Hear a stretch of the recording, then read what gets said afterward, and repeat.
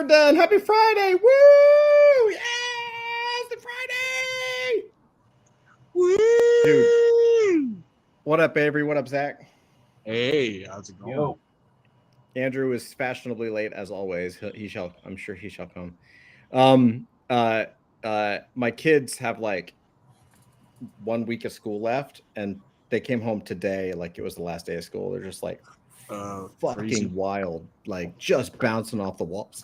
Yeah, You know. absolutely feral little goblins. Feral goblins. Yes. Yeah. Pretty crazy. So, okay. So, a little bit of context. We got a lot to talk about tonight. Great show. We got a great show for you. I'm actually, you said something right before we went live, Avery. Yes. Yes.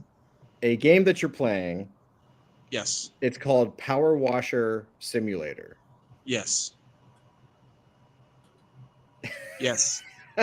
It's exactly what it sounds like. What's up, MK? MK says I use that to describe most of the kids I see. Dude, like my kids are granted they're very good kids. They are very good, but my God. Wait, MK, you know what Power Washer is? He says LOL Power Washer, yes, and then he says Steam.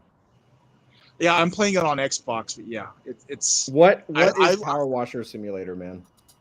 It is a game where you play as a independent contractor that operates a power washing service, and you power wash stuff like bikes, cars, homes, amusement parks, stuff at the fairgrounds, a UFO. Is this that's so weird. So what up, reality? Reality says aloha from rainy and windy Berlin. Awesome, man. Welcome. Hey, what's up, Doc? How you doing? Doc is logging in. He doesn't even know he's live yet. He can't hear anything. Okay. Is he muted? He's muted. He'll figure it out. MK says it's ASMR that you pay for the ability to power wash instead of doing so in real life, making money. Yes. But for me, the game is free.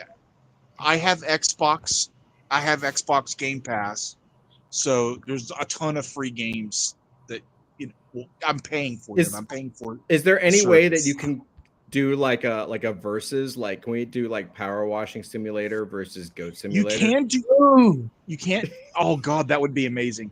Goat Simulator, shockingly good game. At least Goat Simulator 3 that I played. That game is like GTA on meth. But you're a goat. Yeah. I'm still waiting for Goatsy Simulator, but that won't. Oh, baby. Speaking of Andrew, where's he? Speaking of Andrew, he's coming. He's on his way. He's on his way. Yeah. What's up, guys? What's up, Doc? Avery? MK says just messing around, Avery.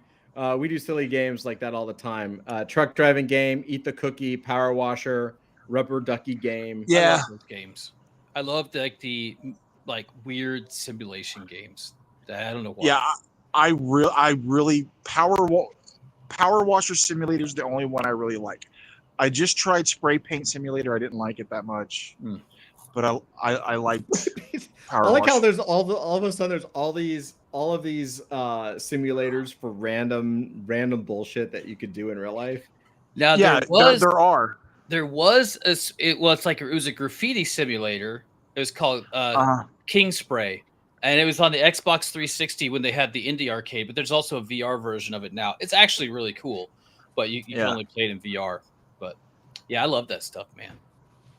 Some of them are pretty good. Yeah. Well, I know I'm super behind, man. I haven't played. I played Goat Simulator once back in the day, but I'm so behind on like everything in life. So I'm just like making shit. So like, and which one day, of course, it'll come out. But yeah, man, it's so much. Doc, man, how are you with that X-Men shirt? This is the dopest shirt, man. That's classic. Yeah, that's baby. Nice. Yeah, I love that's this. Great.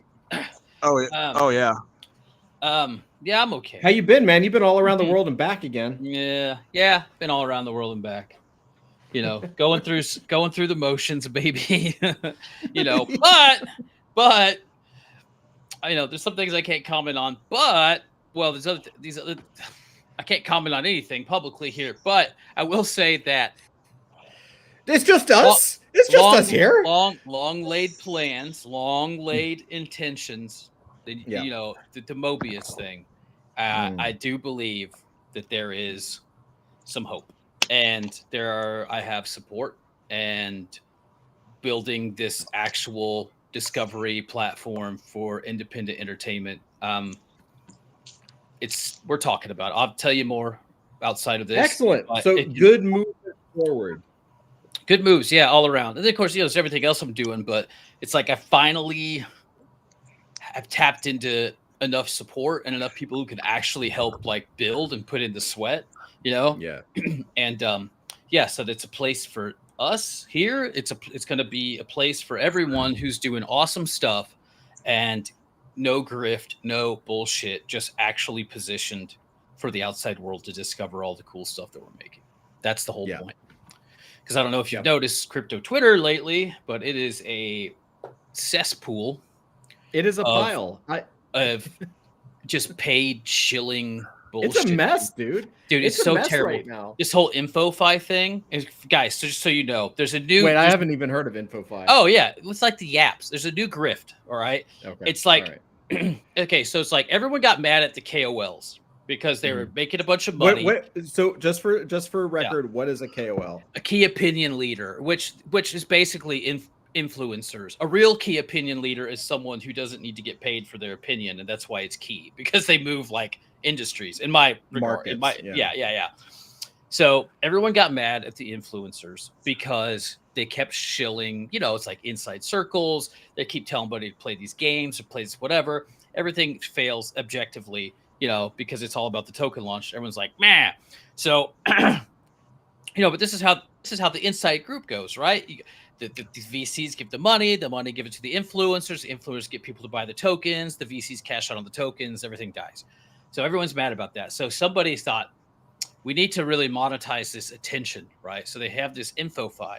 So now they have AI that analyze tweets on certain subjects, and it scours Twitter. So there's mind share. You ever seen those heat maps? Where it's of stocks, right? They'll be APL's big one day, everything's red. Yeah. So it's kind of like that. But then you get these things called Yaps, or there's Cookie. There's a bunch of them right now. So basically, it's like this.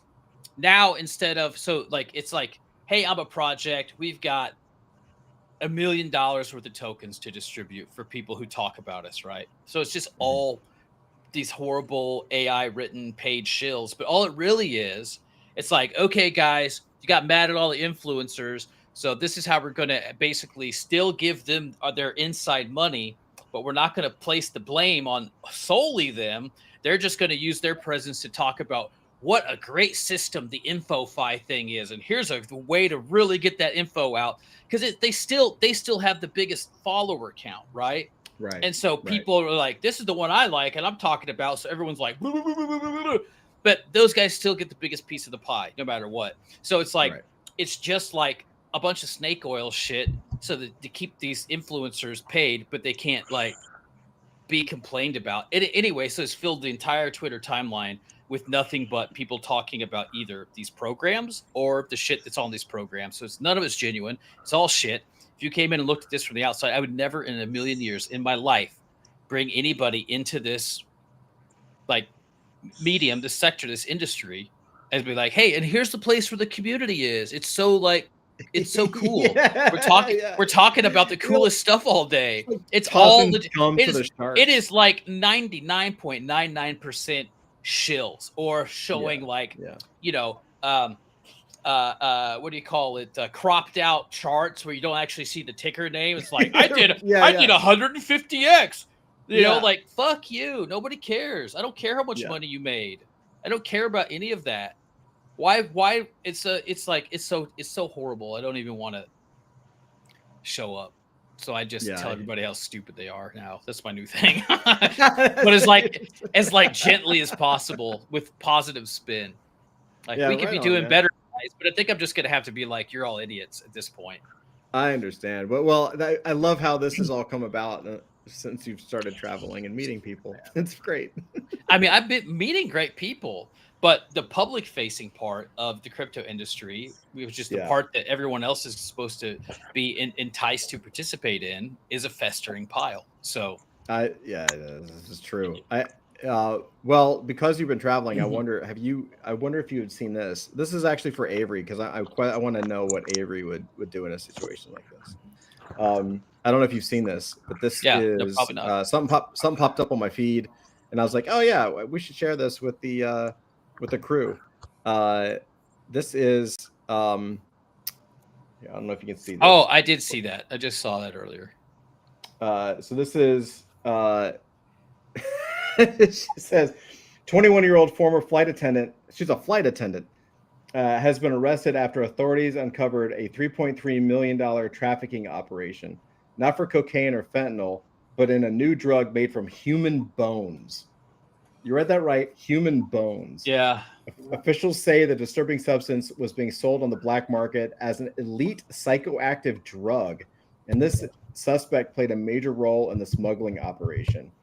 Reports indicate this gruesome underground drug is created using chemically altered remains and has been circulating among the, quote, global elite, raising new concerns about bioethics, organ trafficking, and just how far the powerful will go to chase a high. Yeah, man. Getting boned, baby. I mean, it's true. It's true. I read what this was, and it's something called Kush, right? Yeah. And it's just some weird shit from Africa where they just like put everything in a pot and sprinkle some bone dust in it. You know, it's like Jenkum 2.0. I don't think it's elite anything. So what you're saying is Alex Jones was right all along? Probably, if he said something like that. No. MK with the MK for the win. Just makes a 3-pointer from like half court or whatever. Yeah, so when you get high, are you literally getting boned? Yeah. Yeah. It's wild, man. Todd, I can top that with another story I just posted in the private chat. Okay. So it's awfully close to what to getting high on teeth. Like in I know this is. Yeah. Or like scraping the banana peel kind of shit. Yeah. That's just like blown way out of proportion. So I got a question for you. Have you heard about this story yet, Todd? I just posted it in private chat. Yeah. Let me share it. Hold on. Hold on. Oh yeah. I heard about that. It's going to come out that the lizard people's a real thing. Wild. Hold on. Let's see. Yeah, this was the. Oh yeah. Yeah. Well, what's crazy is that it wasn't like the first time or anything, you know. Yeah. Crypto investor allegedly tortured captive Italian businessman with a chainsaw for weeks on Lux NYC pad and sadistic scheme. Yeah, well, what's even crazier is that, and you probably, I don't know if you've heard about this, Zach, but what they found out today or yesterday is that the mayor Eric Adams is the mayor of New York City. One of his bodyguards was in on this. It was one of his bodyguards that actually picked the guy up from the airport and dropped him off at this place. It's crazy shit. Insane. That's crazy, man. Let's see. MK says McAfee with his salts. Yeah, 100%. Pretty much. Yeah. McAfee. And then Reality says real life vampires and zombies trying to run the world. Dude, for real. It's really crazy, man. But the weird thing is, like, this was an investor. Yeah, I know. Like, this was an investor. It wasn't like a hooded mask of like professional exploiters. That stuff's happened. Like the Ledger CEO's daughter got picked up, or someone, they tried to like put him in a van. Like, there's a bunch of stuff. Like, it happens a lot. Yeah, but this is the first time you hear like it's someone who's supposedly from like the upper echelons, because these guys were partners, from what I understand, in something too. Well, there was a story out of Paris, like I think last week, where like a crypto, someone big in the crypto world who's actually pretty successful, his wife and daughter were nearly kidnapped. Yep. For ransom. That's crazy stuff, man. That's crazy stuff. But yeah, have you guys ever heard of it? Go ahead. No, I was just gonna say this. So here would be a wild idea for like a story if we were like less into like superheroes and more into like, you know, just straight up gore chainsaw horror. Big time crypto guy gets kidnapped by a bunch of Satan worshiping burnout kids from I don't know the backcountry of Ohio who are high on a drug made from ground up human body parts, and they for 2 hours they spend like they try to torture this guy for the password to his Bitcoin account, only for him to turn the tables on them and to render their bodies down with the drugs for his own amusement. Okay. It sounds like a story that Andrew would draw. They need to be snorting bones and huffing jinkum. Yeah, and you know what? If we can like loop in some like old school '90s metal, or maybe some late stage Kanye. I mean, late stage Kanye. Yeah, I mean, no, we need to go full 80s, and you need to have at least one scene with boobs. Really quick, I want to. Speaking of that, there's got to be boobs in it for at least. Sorry, go ahead.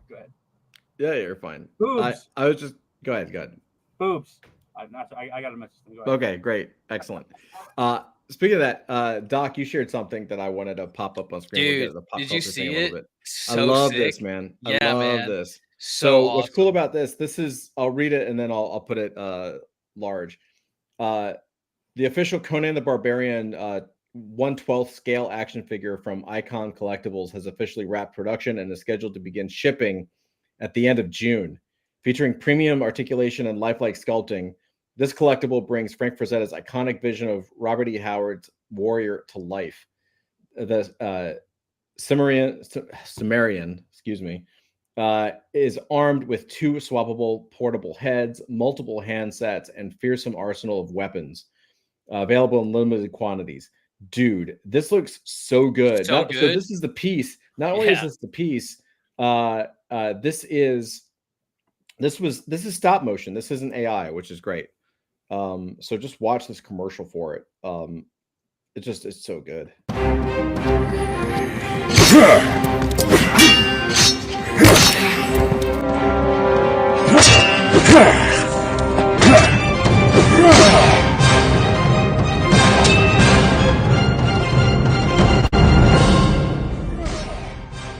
So sick, man. So good. His daughters do a really good job of like running the estate. Like they're super involved and did like to keep like his whole thing going. Well, it's also the grandkids too, right? Is it? Yeah. Well, whoever's running the estate, I mean, like they do such a great job. It's just so look at the sculpt on that, man. Yeah, that's what I was looking at, man. It's so good. Just say even like the scar on his pec that goes down to his like the top of his abs there. Yeah, right there. Like all the little sword marks on his arm where he probably deflected. Dude, it's so good. So good. Yeah. And what's great is that it really, really looks like Frank Frazetta's. Yeah. That's great animation too. Yeah, it's really good. But that's all part. They did it because they got the articulation on that model like so good. Yeah. Like he's got kneecaps, like so he can when he squats, he looks like that's really good, really good. Yeah, this is such. I mean, I love the animation, right? But yeah, me too, man. Me too. It's also to your point, like the reason they can even do something like this is because the model can move. Like, look at all it looks so like every frame. Like if you're doing like quick figure drawing, right? I mean, like, well, that's what I was gonna say. Like this was well, like this is the kind of thing like. I mean, back in the day, this is the kind of thing that I would buy just to have the anatomical model. Like that looks fantastic. Even the chick on the Mountain of Skulls, she could turn her. Yeah. There's like bones. So like I need one boob or 2 boobs today. Yeah, dude, that's great. Like that just looks great, man. Yeah, it's super sick. MK says that harkens of Sinbad and the 7 sea skeletons. It does, yeah. Ooh, yeah. Kind of very Ray Harryhausen. Yeah, man. I was just watching I need to go watch not Attack of Titans, the Clash of the Titans again. It's been so long, man. That's Harryhausen, right? Uh-huh. Yeah. Clash of the Titans is one of my all-time favorite movies. So good. I watched the Medusa scene on some Twitter clip the other day, and I was like, "Damn, I need to watch that." That's one of my favorite movies as a kid. That one, that's what got me. That's why I think that's one of those things that, I love history, and I've always loved mythology. And I was lucky enough; I was kind of in like the gifted program in elementary school, so we got to learn a little more about mythology and castles and Egypt and all that kind of stuff. Yeah. But it was that movie, man, that like really got me into like loving history and learning about history and stuff. So cool. I need to show it to Amelia actually, because I'm trying to inspire some of that with her. I mean, my daughter, absolutely, who's not really named Amelia. For What's up, Andrew? Man. How you doing, Drew? Hey, fellas, what's up? Oh, doing stuff, things. Yeah, we just looked. Did you see this? The Conan commercial for the 1/12 scale. Yeah. Did you see my response? I did not. Oh yeah, I did see that. Yeah. Toy Story 6 is gonna be freaking great. Oh yeah, I did see that. That's good. Pretty good. Welcome, Andrew. Yeah, I went to a 50-cent tent sale today, and freaking thought I was gonna die. It was so hot out, and then it rained right in the middle of it, and of course it's outside under tents. But oh my gosh, the rain, the humidity, and the heat, I thought I was going to die. I was only there for 2 hours and 20 minutes. I literally thought I was going to die. I'm not looking forward to that. We're not there yet, but we will be. So mid-June. The deal is you fill up a box for $60 of quarter comics or 50-cent comics, or 2 boxes for 100. So my goal was always to get 100. At one point, I was halfway through the first box, and I'm like, frickin' screw this. And the next box I went in, I pulled out some stuff that I knew wouldn't sell, and I just grabbed the entire box and put it on my rack. And so that's a box done. I barely even looked through the whole thing just because I was so tired and I was ready to get out of there. I just grabbed a box of comics. So. MK says it was miserable today. Humid, then rain, then heat. Yep. But I did find a few things for you and Avery. Oh, all right. You want to share, or you need a minute? I'm finishing unbagging all these. Then I'll bag them and show them to you. But all right, I got something for you. Check this out. This is another one for Avery, because so I've been doing a lot of stuff with AI recently. Lots of stuff to show soon, which is going to be really exciting. I am very excited. Yeah. In fact, Doc, you haven't seen it. I haven't seen anything. You haven't seen anything, so maybe you've been gone, bro. So I know. I need to catch up for a long chit-chatty call. Yep. Whenever my door's open. But check this out. So there's a new today. Was it today? I think it was today. So Flux is a image generator, and I think they do videos. I don't remember, but it's like does images and videos. Mm-hmm. But they just released something called Context today, and Context is for basically reskinning images, or basically right now the best systems to use if you need to edit an image out, right? So if you wanted to put a red shirt on this character, there are different ways to do it. But honestly, like the kind of one of the best ways right now is like ChatGPT, and maybe like there's one or two others. You can do it, but it takes work. So Flux came out with something called Context that basically allows you to change certain things about any image through prompting, which is amazing. Meaning, like if you have a character who has a New York Yankees hat and you want them to wear a Cubs hat, you just say Swift hat, right? And so you're like, okay, and it's also good for I saw people using it for creating model sheets where like here's a character and like take the character and turn it to the left. The biggest challenge, the reason why this is a big deal is that in every generator, when you say, hey, take this blue shirt and make it a red shirt, it's not just changing the shirt. It has to re-render the whole image. Yeah. And when it does that, it changes things. And what Flux Context does is that it barely needs changing. MK says, do I need my special sock? Are we going full nerd? We're getting there, dude. We're getting there. But check this out. I think you're gonna dig this. So this is I'm gonna make this big. So this was an input image. Okay. Mm-hmm. And this will give it to you because everything I just said is like, okay, change the shirt blue. This is this is your test or something you grabbed off? No. This was just a Twitter test. Okay. I will. Yeah, this just dropped today. I haven't tested it yet. Okay. I'm going to. But this is something for us. I think out of the whole group, I mean, we're all going to freak out, but I think Avery is going to melt. So Avery, you watching this? Yeah. Okay. So this is the input image. We know what this is, correct? Mm-hmm. We understand. Yeah. The prompt was make this more cinematic. You want to see the result? Yeah. Let's go. Whoa, crazy. Look how sick that is. Nice. Look That's how wild, sick man. that is. Like it's human but paint. Like it looks like a painted character, but it's like we're opening up new styles. The background's animated, dude. It looks so good. It's incredible how well these do with highlights, shadow, like fabric folds. I mean, like they nail it now. I mean, they nail it. Yeah. Well, the other thing this means, okay, and so one of the things that I've been working on, and like, granted, I have not worked on it with this, so I'm not 100% sure. Mm-hmm.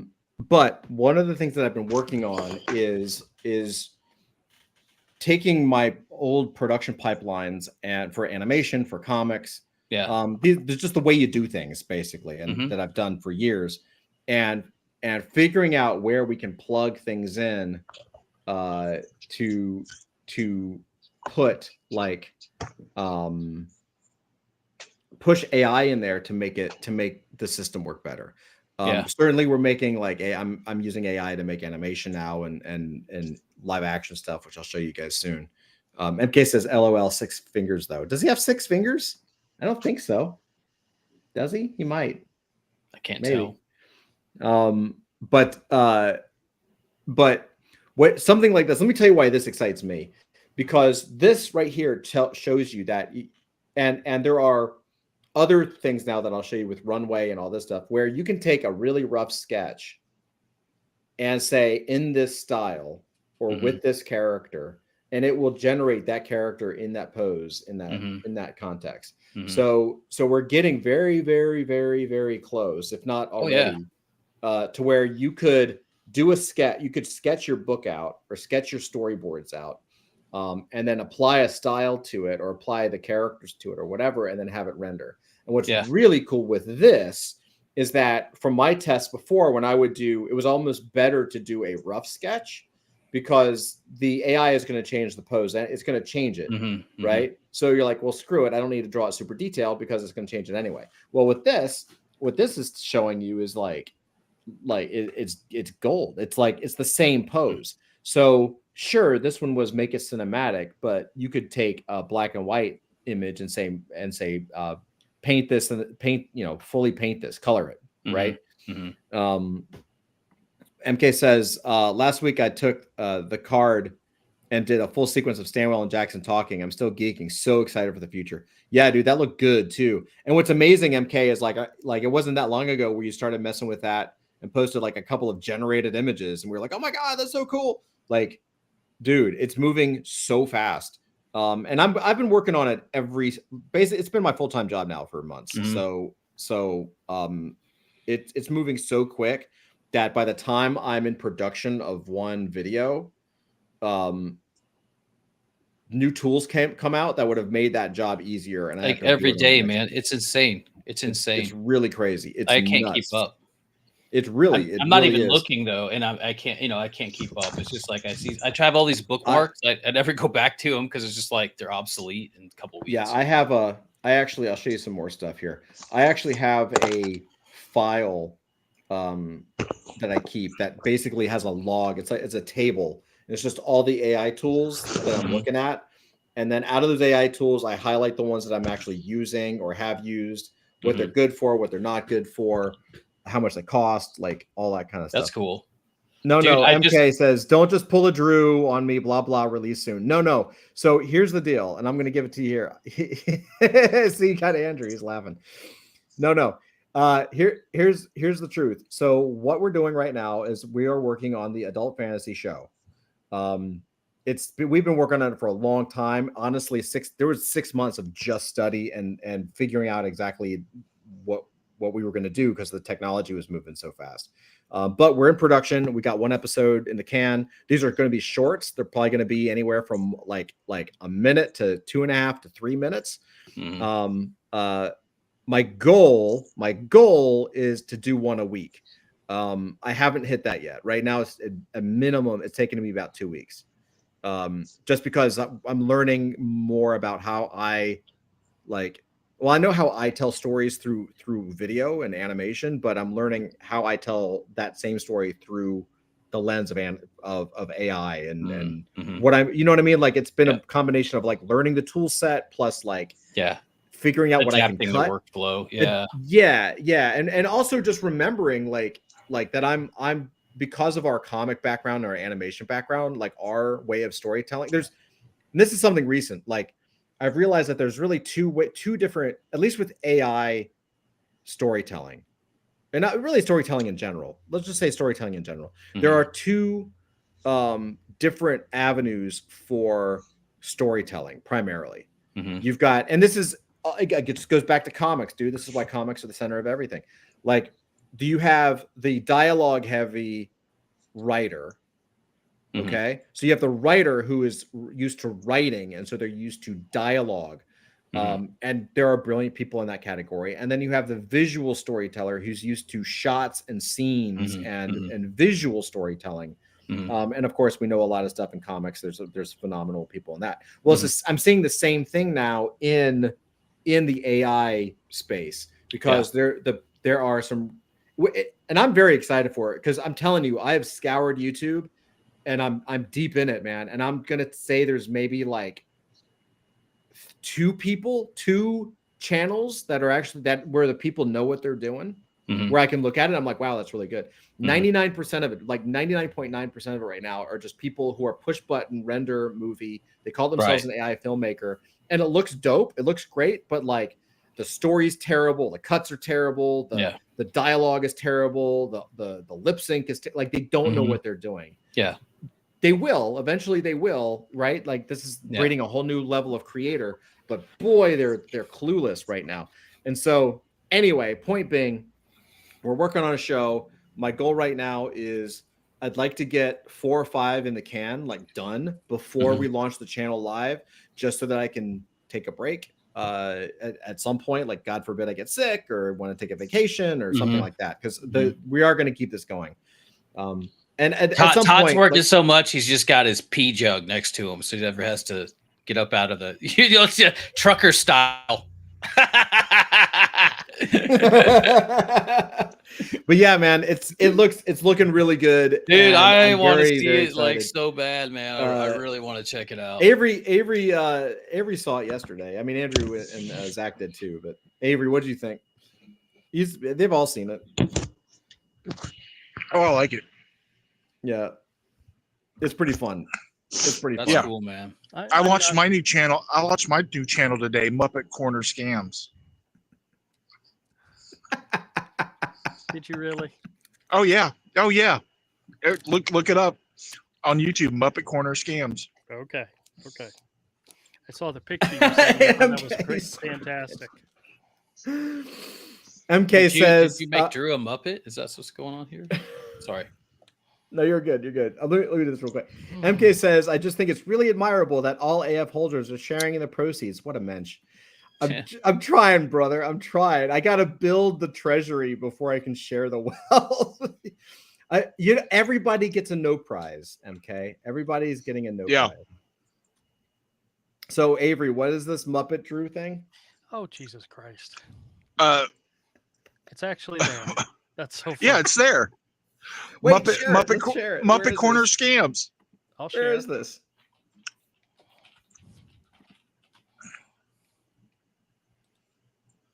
Oh, let's see. Hold on. I'm just gonna take Andrew's videos and do AI to them, and Oh my god! There's no voice or anything. That's just the first test video. Oh, it's all right. Yeah. Because it was a short, it wouldn't let me add it full time. Yeah, it auto when it's I think it's less than a minute, it auto pushes it into a short, so you have to make it. Yeah. MK says that is brilliant. That's awesome. I subscribed. Muppet Corner scams. Yeah, and I've been commenting on some of your videos with the account.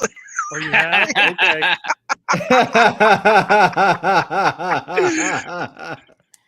I'm gonna have to bring it up and go. God damn it! Wait, Andrew, can you click on the profile image, would you? I want to see what Muppet Andrew looks like. It's not doing anything. Can you zoom in? I sent the image to the group chat. It's in the group chat. Yeah, the video came out low res when I sent it. Hold on. The video's low res. Let's see. But the image isn't. I hope we're not spoiling too much with this. You put it in the Nerd Den chat? I don't see it. Yeah. My phone is a piece of shit, so I'll get it tomorrow. It'll come later. Andrew even replied to it. Yeah, it's there. Right on. Yeah, I'll see. I don't have it yet. I can email Reality it to says, you. yeah, really funny, dude. Oh man, I don't know. I want to give a teaser, but I don't want to ruin anything, so I have to wait. No, don't ruin anything. I know. No. Yeah. Okay. You can show an image. Well, I don't want to. No, because I can't. I can't. Yet. I'm still getting my toes in the water on AI, and I'm probably gonna put together something too. You should, dude. You absolutely should. I like a couple of the ideas I've sent you. Yeah, I do too, actually. Some of them you can go on your channel. I mean that's fine. Yep. No, whatever. Wouldn't that be funny if this puppet guy is a podcaster, a YouTuber that lives in adult fantasy, the world? He could. Yeah. Muppet Corner really Press. Could. Yeah. Muppet Corner scams could. Yeah, exactly. And maybe he's one of those guys that has a theory about the Gloam and has a conspiracy theory about the Gloam. Mm-hmm. Could be, man. Could be. I think it might be something. With AI, we could build a series of channels of characters that have YouTube channels and social media presence. Mm-hmm. Yep. So check this out real quick. This is a brand new open source lip sync tool. So this is open source, so you don't have to pay for it. I mean, open source means more than just not paying for it. It means community involvement, all that other good stuff. But from an economic standpoint, Reality says there's a YouTuber that has a Muppet doing the news. Yeah, you could totally do that. I bet it has 1 million followers. Yeah. It's a great idea. There's a YouTuber guy that does a stand-up bit where the Muppet's behind a podium. Yeah. So this I haven't even seen this yet. This is a lip sync test. It's like 8 seconds. You know what? I don't even know if I'm sharing my audio, and since this says lip sync, I should probably do that. So let me try this again. Hold on. Share screen. I understand. Also share tabs. Share tab audio. Okay, cool. All right. So yeah, 8 seconds. This is just a test for lip sync. So I'm actually really excited to see this. Here we go. So I want you to get up now. I want all of you to get up out of your chairs. I want you to go to the window, open it, and stick your head out and yell. So I want you to get up now. I want all of you to get up out of your chairs. I want you to go to the window, open it, and stick your head out and yell. That's not bad at all. It's not as good as VO3. But for VO3, free, it's pretty good. but for as an open source project, it's pretty crazy. It's probably better than Runway right now, which is what I've been using. Yeah. Here's the thing: if what you do is good and the story and whatever your unique angle is compelling, people will overlook that shit. If it's if it's a little off, if it's funny or amusing or insightful, people will overlook it. Yeah, 100%. That's pretty good, man. It's not bad at all. MK says, Todd, are you doing the AI tools you are testing in Notion where you had the AF character creation stuff? Would love to see it and what tools you actually thought about. Oh yeah, man. I do have it in Notion. I could share it. I could share it tonight. I mean, it's if you really want to go deep into that, I have no problem going deep into that. You say the word, I'll talk about it. You know what? Fuck it. I'll pull it up. Hold on. And we'll see what's up. Let's see. Give me 1 second.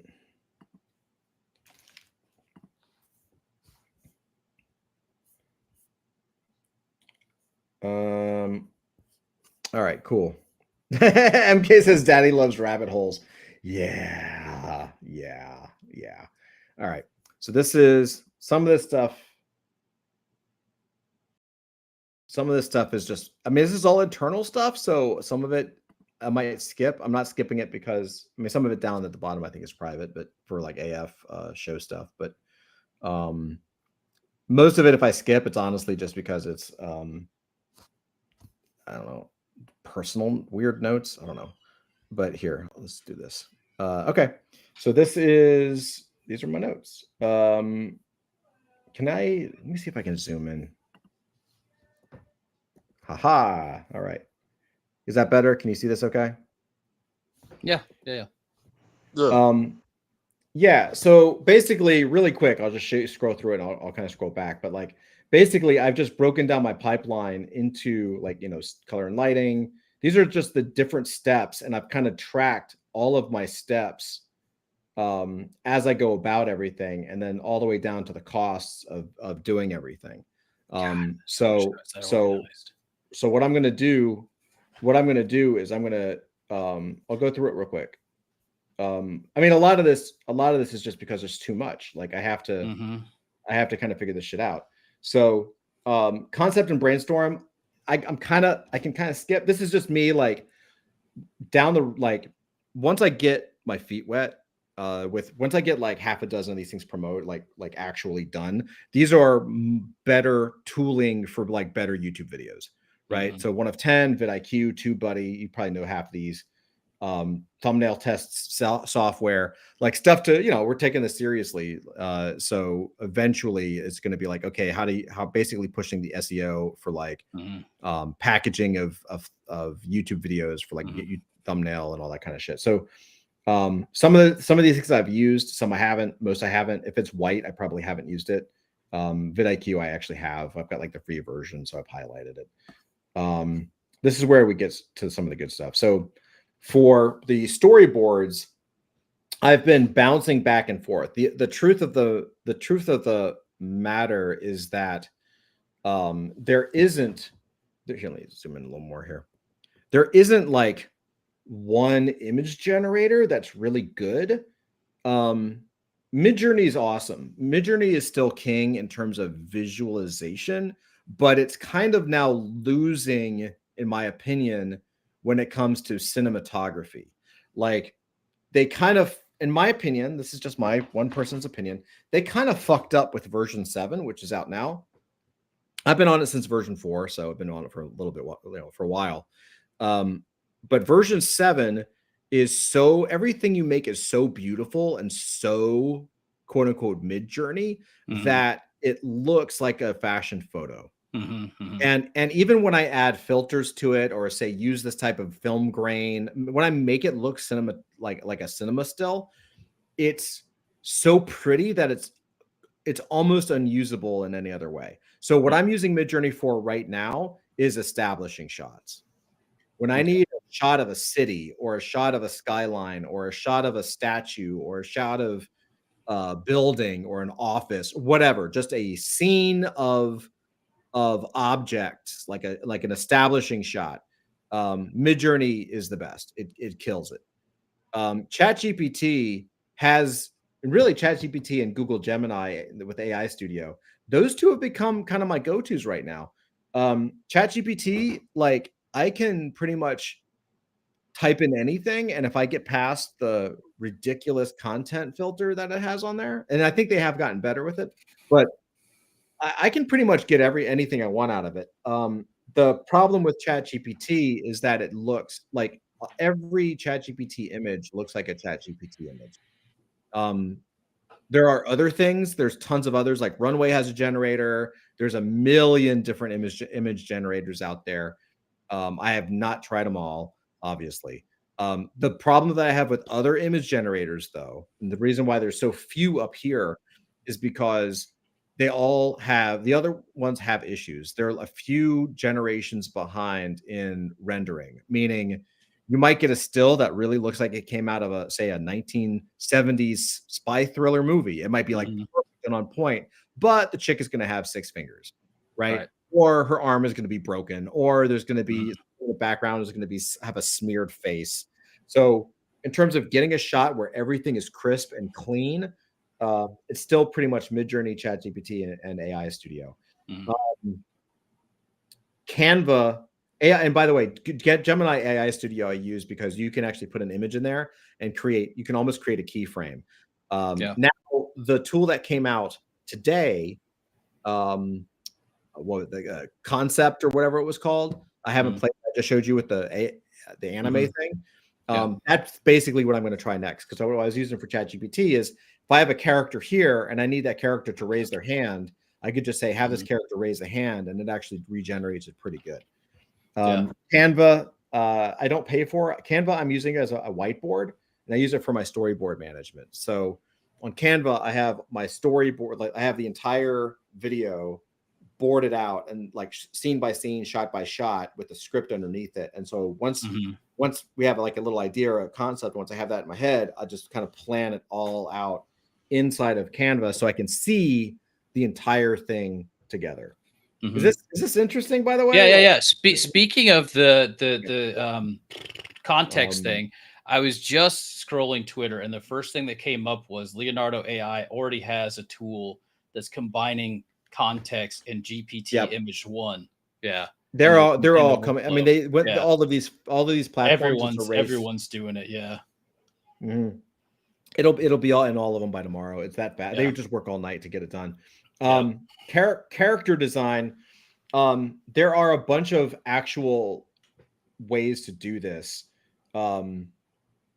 There's a bunch of and I have here notes like local system online platforms, because because my job is to just get what I'm trying to do is I'm trying to get as consistent characters as possible without spending 6 months building a homebrew LoRa system with comfy UI. Like there's so many deep ways you can go, and I'm just not convinced that stuff is going to go the way of the dodo bird in 3 months. You know what I mean? Like, I don't know if you know comfy UI, but basically it's basically just connecting modules like an old school like almost like an old school soundboard, right? Like an old school reactor almost. Sorry if my daughter walked in, but it's like node-based stuff, right? It's super node-based, and it's awesome because you can do anything, but it's also like super nerd. And for me to get one image, first of all, my computer's not fast enough, and two, like it's just there's always going to be cases where you're going to need different setups, right? And it's just going to take forever, and it's not production ready in my opinion. Right. And again, I just think with you see VO3, which is like photorealism, I'm not convinced that you're actually going to need this stuff in a year, maybe not. MK says, this is great. Once you have your finalized set, you should really think about doing an inexpensive course. I mean, you guys have the chops. Thanks, man. Yeah, I'm thinking about it for sure. Proof is in the pudding though. I got to get it live, and I got to get feedback from you guys, but yeah, I wouldn't mind doing that at all. sort of the main tools for character design right now, like the all-in-one tools, are Design and Krea. Those are pretty much the main ones. I have not used Krea. I do use Design. Design's awesome. I like it a lot.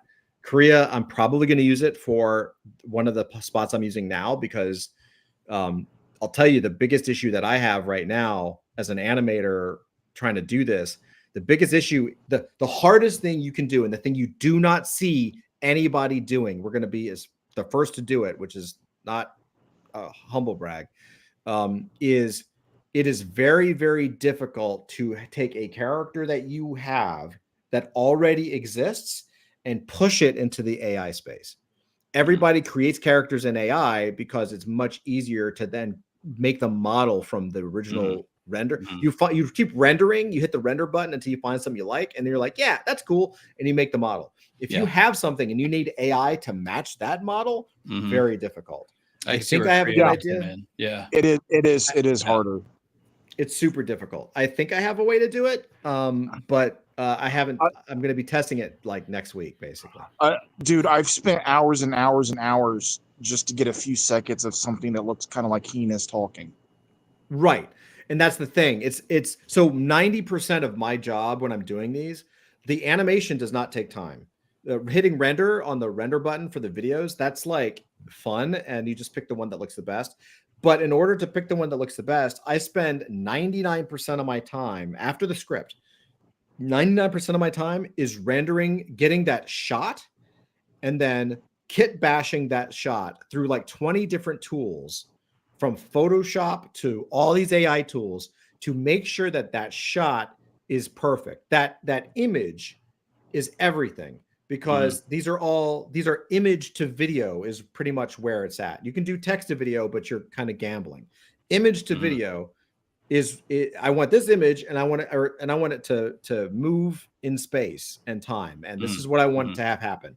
So that shot has to be perfect, or as perfect as you can get it. And so that's character consistency, that's lighting, that's all those things. You know, if I get a shot and it's perfect, but something in the background is jacked up, I'm going to spend time with all of these tools to try to erase it, to repair it, to fix it. Even if I have to do it manually in Photoshop, like whatever I got to do, I'm going to try to make that shot as perfect as I can so that I can get the shot. And I think and straight up, I'm going to be real. That is what is going to separate us from everybody else, because nobody knows how to do that shit.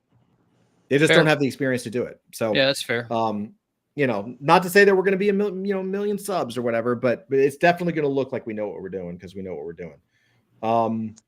So after, and this is actually the perfect timing. This is sort of where we are here. So what happens is I generate these shots, right? And I'm like, cool, this is the shot. This is the shot, but it's the wrong aspect ratio, or this is the shot, but the text got cut off, or the shirt is misdesigned, or whatever it is. Then I go through all of these tools. I have all of these tools where I can start scrolling with it to figure out exactly how I can get that shot to look right. So most of it is right now, Photoshop is really good because it's classic, you know, it's Photoshop. Design has some really good tools in there. FreePix has some good tools. I haven't messed with OpenArt, but OpenArt has some good tools in there. I've used all of these. It really depends. Runway is really good. You can do some really interesting stuff with that I can show you guys. And then you can swap faces with Face Fusion has a swap face mechanism, or Design does. There's a bunch of different things. But basically that's the phase that I go into, is like, okay, I've got the shots. How do I make the shots look good? Right. How do I make them work? After that, I do color and lighting, which again, I don't think anybody really thinks about.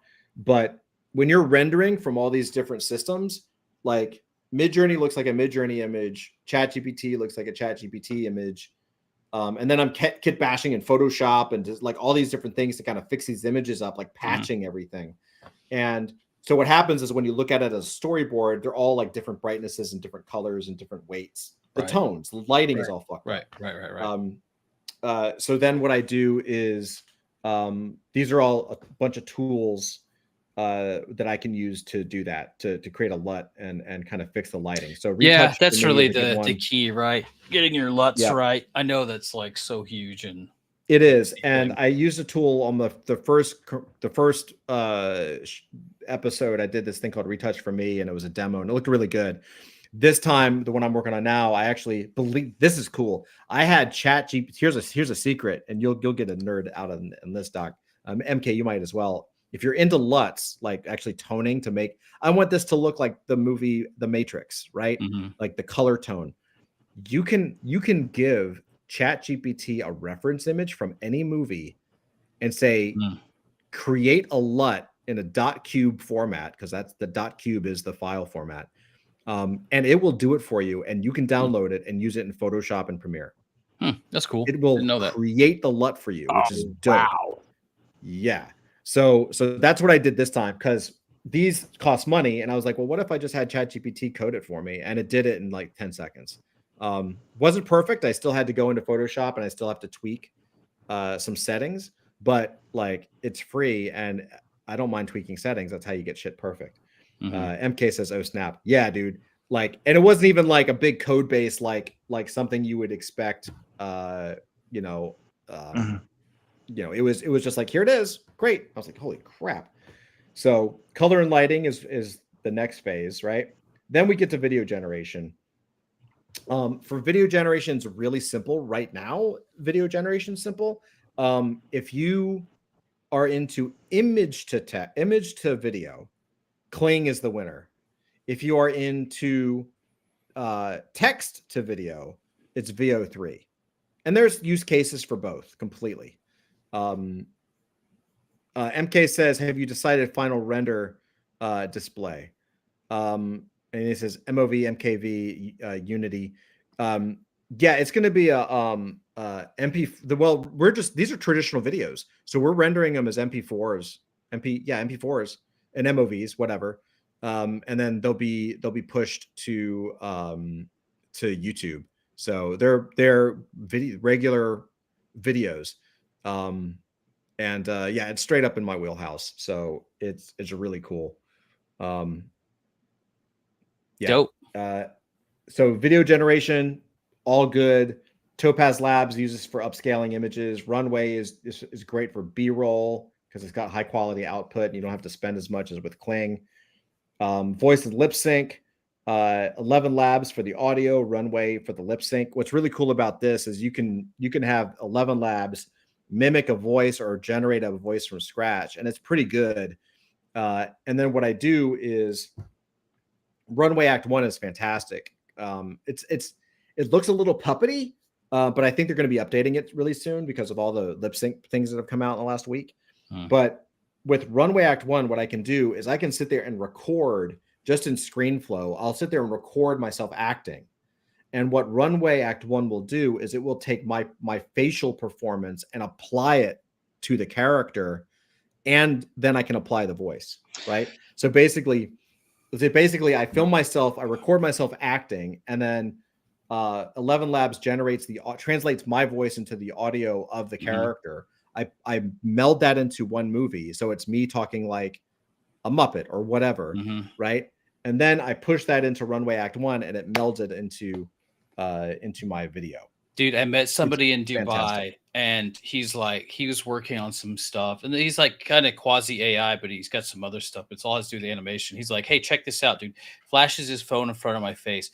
He wasn't sneakily like capturing me. Flashed my phone, dude, and I'm talking like high poly, hundreds of points, real-time face capture, right? And he's like, then we take that and we pump that into our like real-time animated models. And he showed me the models of like how expressive they were.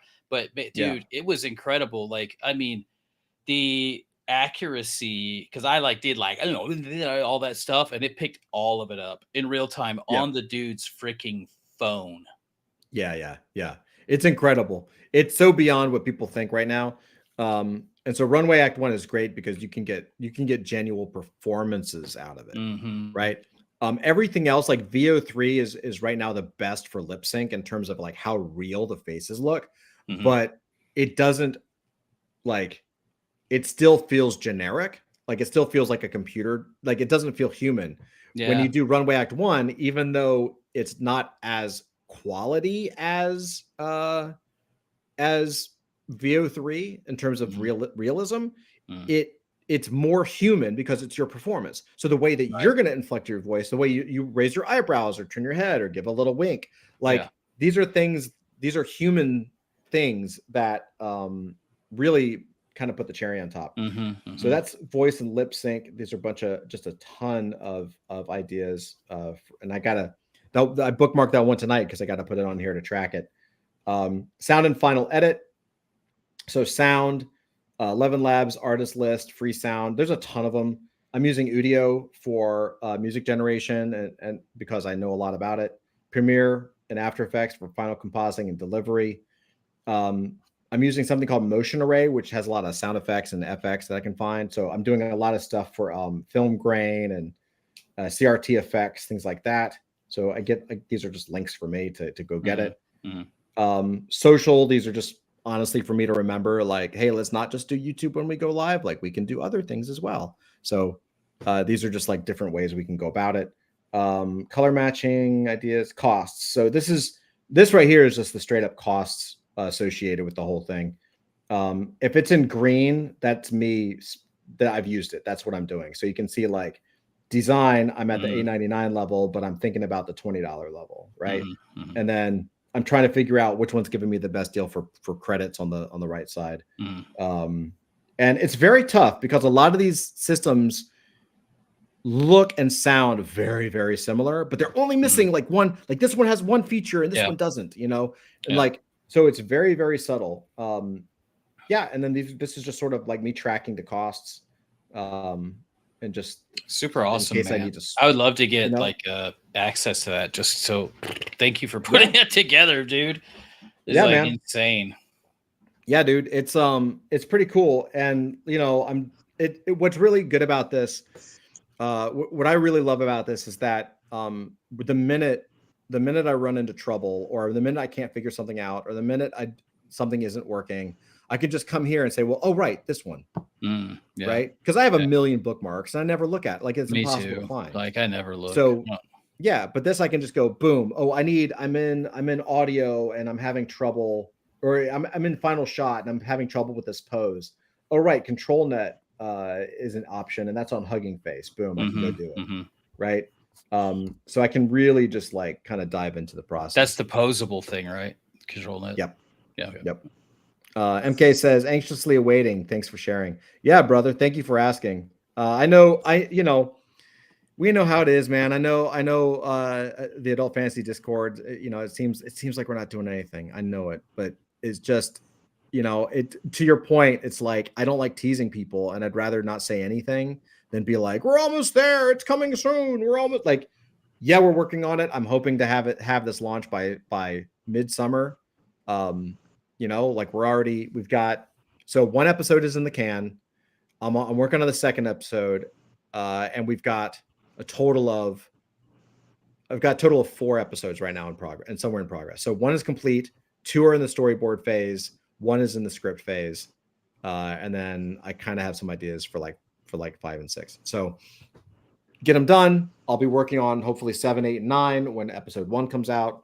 And then, we can really start pushing, I want to push back into, creating a newsletter, getting everything on the mailing list, because that's going to be way better than Discord and Twitter and all that kind of stuff. We're doing so much, and it's just impossible. Like, it's going to look much better in a weekly newsletter where you're like, holy shit, they're working on 5 or 6 different things right now.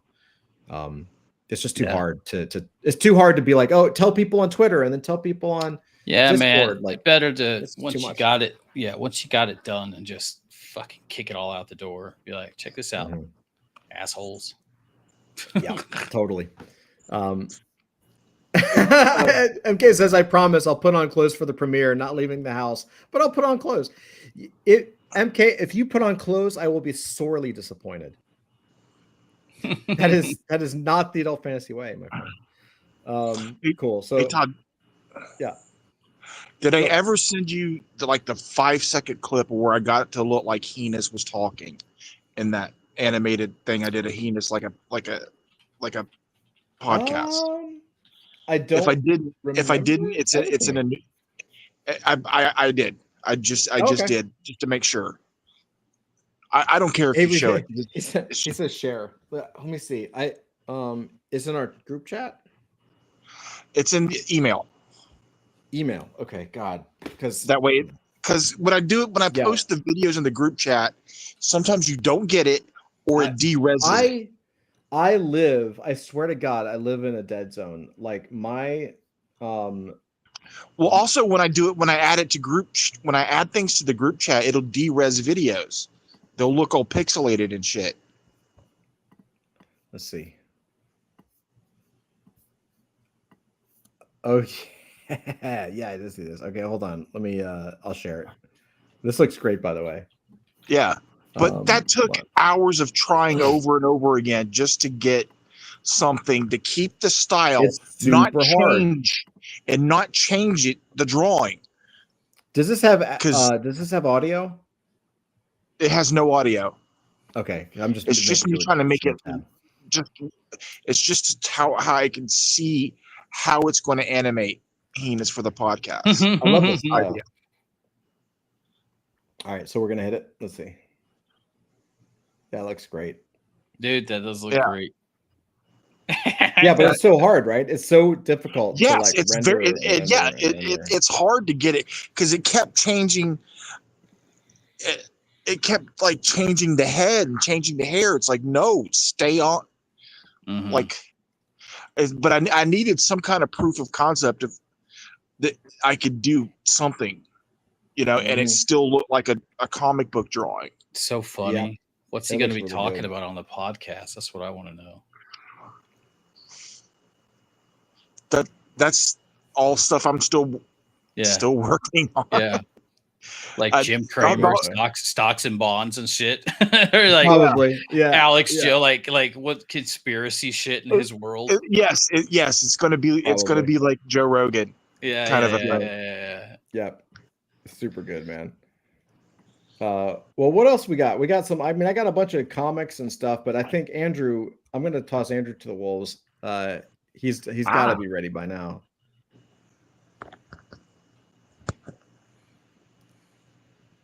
Silence. Are you talking to me? Yeah. Yes. Hi. Hey, Andrew. Hey. You want to share some stuff? I just picked up some books for you and for Avery. I thought I had more for Avery, but it turns out I only have one book for Avery, and that is Gem, Son of Saturn, number 7. That is wicked, man. Oh, cool. Those are awesome. Like I said, you can find these generally in 50-cent bins. I've never even seen that book. But I was so tired. I did not go through as many bins as I wanted to, but I found one issue for you, so I'm putting that aside for you. Oh, cool. Awesome. Thanks, Ben. For Todd, I have some Jason Pearson books that you may or may not have. Vanguard issue number 2. No, I don't have that. Astonishing X-Men number 36 and 37. No, that's awesome. Yeah. And I'll take it. The classic Uncanny X-Men annual number 17. Oh, I don't have that anymore either. That was one I used to have. Okay. Well, as soon as I saw him, I said, I know somebody who would like these. Dude, he was such a brilliant artist, man. Yep. And he was fantastic. This last weekend, a guy came into the store and asked me if I was buying CGC books, and I said no, but I would trade for CGC books. I just didn't have money to spend on it. And he came back in with a backpack full of CGC books. And when he started to pull them out, I'm looking at him going, these look really familiar. And he says, yeah, I bought them all from you. Said, oh, okay. So, and he was the one that bought the Batman, Superman number 1 I had, and a couple other things. So he's pulling out books. He says, I'm wondering, I want to trade to get something different. And I said, okay, well, let's see what you got. And we ended up, I traded him. He gave me 5. I gave him 4. And what's so funny is because I gave him a discount, I was only willing to give him credit for what I had sold him the books for and not what they were valued at. And he was okay with that because technically I gave him a good deal and then, I wasn't going to screw myself over. But what I got back from him, And the thing I didn't realize is all these are 9/8. So I mean they're all in good condition. But this is Venom issue number 30, which when I looked at it, I said I don't remember this book at all. And I looked back in my records, and yeah, I sure did. I sure did. I've buy never it and seen sold that it book. to him. I That's just awesome. don't remember it at all. Hallows Eve number 1, the Art Germ cover. So wait, these are books that you used to have that he bought from you and he And then traded traded back back to me. Yeah. in. Okay. All right. So it's fine. So technically they're new. And what's so funny is when I looked, I sold him some of these books back in October of 2023. So it was like 2 years ago, almost 2 years ago. Can I do that? Can I just bring in like old books, like 50-cent comics that I bought from you and swap them out? And You're like a library. I can check and see how much of a discount I gave you, and you're only going to get credit worth what I sold them to you for. So Okay. don't think you're going to get one up on me. All right. Okay. Do you remember where I got? Do you remember when I got this one? I don't. Well, was that Heroes Con? It was at Heroes Con. I vaguely remember. The earliest ones I bought that, kind of really liked. This one, for some reason, is Batman Beyond the White Knight. It's one of the J. Scott Campbell variants for issue number 5. For some reason, I had it in my record that this was a 9.2 and valued at only $14. It's a 9.8 and it's not valued at $14. So I'm not sure exactly where I screwed up on that one. What's it worth actually? Oh, I don't know. I haven't looked yet. We have Nocturna number 7. This is one of the black and white variants for Nocturna. It's kind of pretty. It's Gary Frank. And last but not least was Venom issue number 29. This is one of the alternate covers. This was a spoiler cover. That's nice. That's awesome. This is the Virgin variant, and it was actually worth a pretty penny. Still is. So that's actually a really cool cover. I like that a lot. Yep. These are all new coming into the store this weekend. So if you haven't been looking in a couple of years, they're brand new. Never been seen before. So yeah, that's how it works sometimes. That's okay. I applaud you for buying back what you actually bought originally. I wanted to talk a little bit about some comics I picked up this week. Absolute Wonder Woman number 8. This is still my favorite of all the Absolute titles. Absolute Wonder Woman has grown on me. The art has grown on me. The writing has grown on me. This is, of all the Absolute series that are out right now, Absolute Wonder Woman is my hands down favorite. Who's drawing it? It's a young lady by the name of Sherman is her last name. Okay. But it's actually written by Kelly Thompson, and Kelly Thompson's really, really a hit and miss with me. But this whole series has been great. It's been fantastic. Next up is issue number 160 of Batman. It's part 3 of the Hush 2 series. And if you just flip through this book art-wise, it's a very confusing story art-wise. But if you read it, it makes sense. It's one of these things where, like, every page, he's doing the art in order to sell it. Yes. You know how in the first Hush story, every issue was bringing in classic characters, and like part 1 had Killer Croc in it, part 2 had like Catwoman, and then Poison Ivy. Well, this one has like Bane jumps in, shows up. There's a double page splash of Robin and Bane coming to the rescue of Batman, and Batman's like, why are you with Bane? And Robin's like, Bane, sick him. And it's like, you're like, what the hell? But if you read it, it's interesting. Yeah, it's literally he's just going to sell the art later. Yeah, well, Jim Lee made millions off of the pages of that book. Yeah, he's going to make millions off of this series too. Yeah. So. What is it? It's Batman. What's the number? Is it 160? You said 150. God, I can't keep track with all these. Yeah. What's that? 158 was part 1, 159 part 2, and 160 is part 3. And I don't know how many parts it's going to go for. So, but this is probably the book that I enjoyed the most and hated at the same time. It's Daredevil Cold Day in Hell, issue number 2, issue 2 of 3. This is the okay, you first. I'm sorry. This is a double-sized book. It's Charles Soule, and it's beautiful art by Steve McNiven. But it's a regular. No, actually, it's not a double-sized book. It's a regular-sized book, but there's no ads or anything in it. It's all just nothing but story. It is Steve McNiven channeling his inner Frank Miller. The first issue was great. The second issue was even better. Elektra shows up in this, and she, even though Matt looks old and decrepit, she still looks young and beautiful, like almost like she's immortal. And the thing that pissed me off about this, doesn't even have a cardstock cover. It's got a regular crappy ass cover. $6.99 is the cover price. Oh, $6.99. And at the store I shop at, for every $10 you spend, you get $1 worth of credit. And once you get 10 of them, you can trade them in at any time. I had to use one of my $10 in order to buy these books because I could not afford to pay for this $6.99 book. But how much? And it's a regular size issue. Yeah. Well, let me hold on a second. I'll tell you. They're just but milking it's all, people, but bro.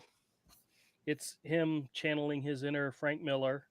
Yeah. It's all great. And I'll show you the first issue was phenomenal. It was really good. Elektra shows up. She's in a splash page here, and she fights with him.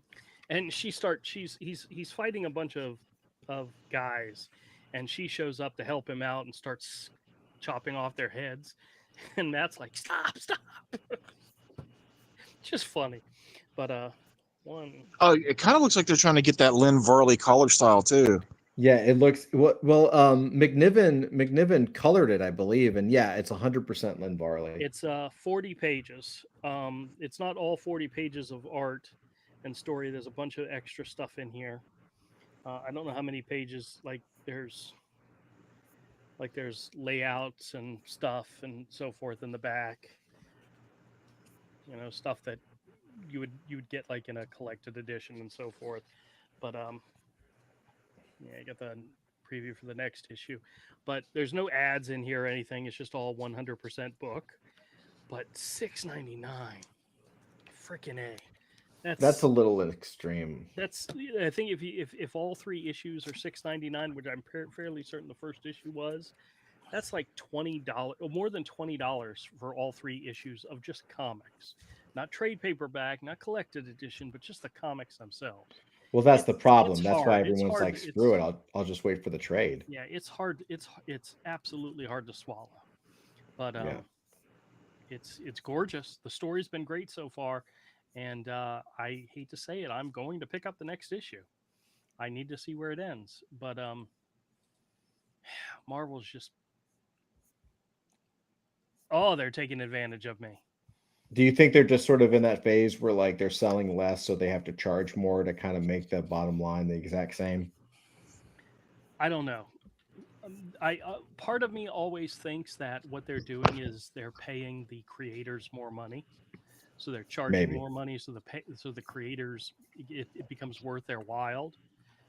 Yeah, maybe is what I hope, and not just them just taking advantage of the new Daredevil TV show and a new Daredevil book in order to get as much money from people. You know? Yeah. Yeah, I don't know, man. I'm hoping that this means McNiven and Charles Soule are getting more money. That's what McNiven. Yeah, I always assume they are, because like they're not doing I don't know if you've noticed this, but like all the really, really great comic artists are not doing as many comics anymore. Like, you know, McGinnis, I saw he was doing something, but he hasn't been around that much. It doesn't seem like he has anyway. I think they're getting priced out a little bit, and I think you know, I think they're getting paid really well for this, but in order to get paid really well, they're doing less work. No. And I could be wrong. I don't really know, but I'm willing to pay the $6.99 for this book if that means the creators are getting a little bit more money, because they deserve it. Because so far it's been fantastic. I've enjoyed every second of this issue, other than other than how much I'm paying for it.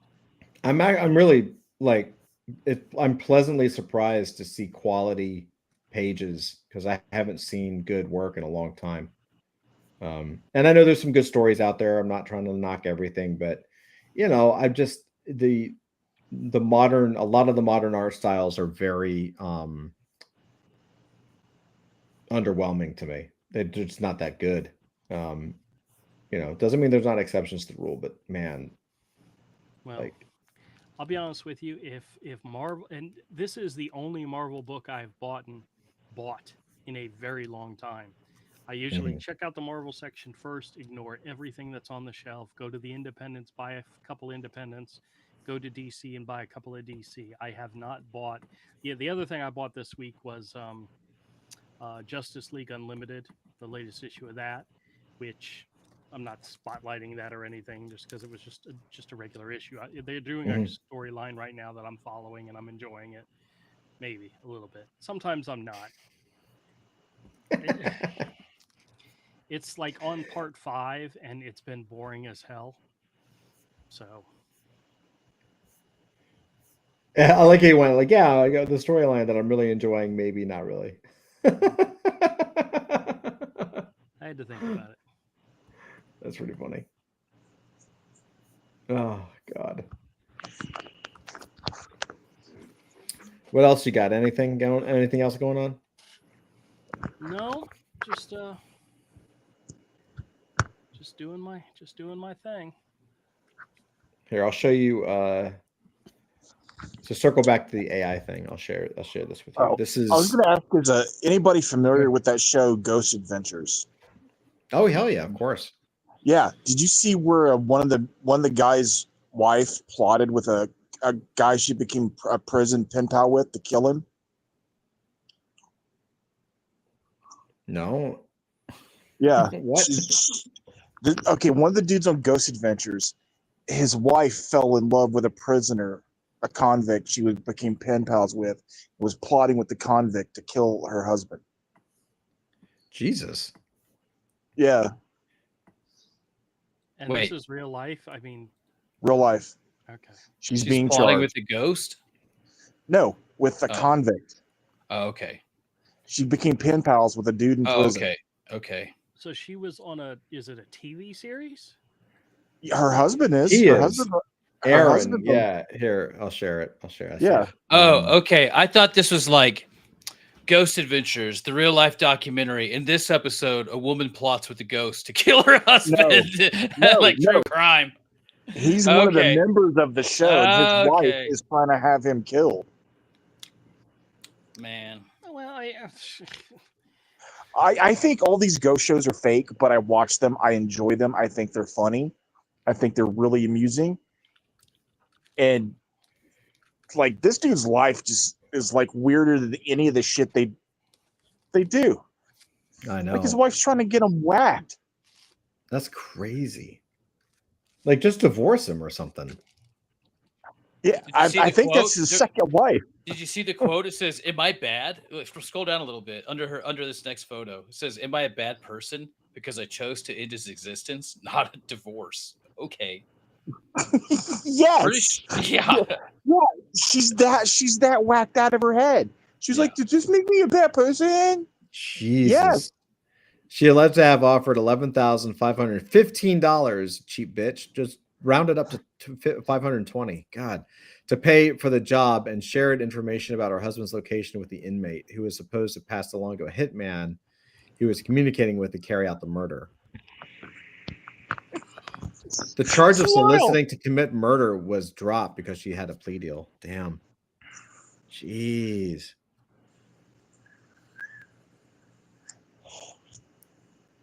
Blindsided and devastated. Yeah, no shit. He filed for divorce. Yeah, good job. Now maybe the husband falls in love with the ghost after this, and that'll be part of the show. No. Well, I mean, if she whacks him, throw some clay pots and shit together. I'm just saying, like, if you're gonna whack your husband, like, make sure that he's not like a ghost adventurer, because that motherfucker probably has some inside track to come back or some shit. True enough. True. Yeah. You know, like, and someone high profile, like with a successful TV show.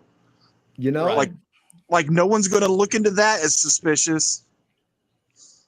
But also, what is this guy lacking that the prison pen pal was like looking better.